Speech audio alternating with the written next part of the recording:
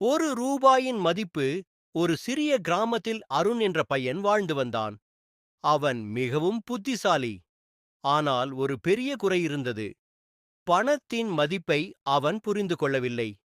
அவனுடைய அப்பா தினமும் வயலில் கடினமாக உழைத்து குடும்பத்தை நடத்தினார்.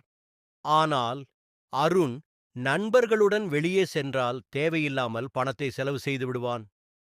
ஒரு நாள் அவனுடைய அப்பா அவனை அழைத்து, அருண், இந்த ஒரு ரூபாயை எடுத்துக்கொள்.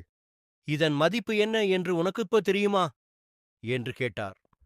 அருண் சிரித்துக்கொண்டு, ஒரு ரூபாயால் இப்போது என்ன வாங்க முடியும் அப்பா என்றான்.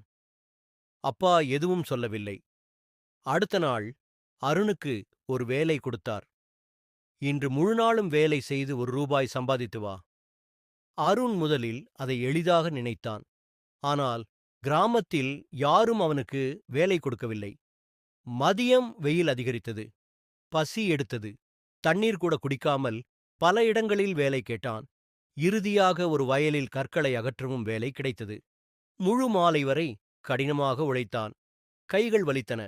உடம்பு சோர்ந்தது. வேலை முடிந்த பின் வயல் உரிமையாளர் அவனிடம் ஒரு ரூபாய் கொடுத்தார். அந்த ஒரு ரூபாயை பார்த்தபோது அருணின் மனதில் ஒரு பெருமை தோன்றியது. இது வெறும் ஒரு ரூபாய் இல்லை, என் உழைப்பின் பலன். வீட்டிற்கு வந்தான். அப்பா அந்த ரூபாயை பார்த்து, சரி, அதை வெளியே இருக்கும் கிணற்றில் போட்டுவிடு என்றார். அருண் அதிர்ச்சியடைந்தான். அப்பா, இதற்காக நான் நாள் முழுவதும் உழைத்தேன். எப்படி தூக்கி எறிய முடியும்? அப்பா சிரித்தார். அதுதான் நான் உனக்கு கற்றுக் கொடுக்க நினைத்த பாடம். நீ உழைக்காமல் கிடைத்த பணத்தை எளிதாக செலவு செய்தாய். ஆனால் உழைத்து சம்பாதித்த ஒரு ரூபாயை கூட இழக்க மனம் வரவில்லை. அருணின் கண்களில் கண்ணீர் வந்தது. அன்று முதல் அவன் பணத்தின் மதிப்பை புரிந்து கொண்டான். தேவையில்லாத செலவுகளை நிறுத்தினான். படிப்பிலும் கவனம் செலுத்தினான். பல வருடங்கள் கழித்து அருண் ஒரு வெற்றிகரமான தொழிலதிபராக வளர்ந்தான்.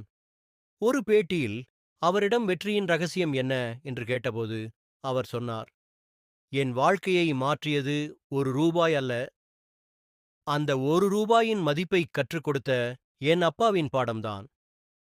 கதையின் நெறி: பணத்தின் மதிப்பை அறிந்தவன் வாழ்க்கையின் மதிப்பையும் அறிந்து கொள்வான். இந்த கதை உங்களுக்கு பிடித்திருந்தால் லைக், ஷேர், சப்ஸ்கிரைப் செய்ய மறக்காதீர்கள். அடுத்த வீடியோவில் இன்னொரு சுவாரஸ்யமான கதையுடன் சந்திப்போம்.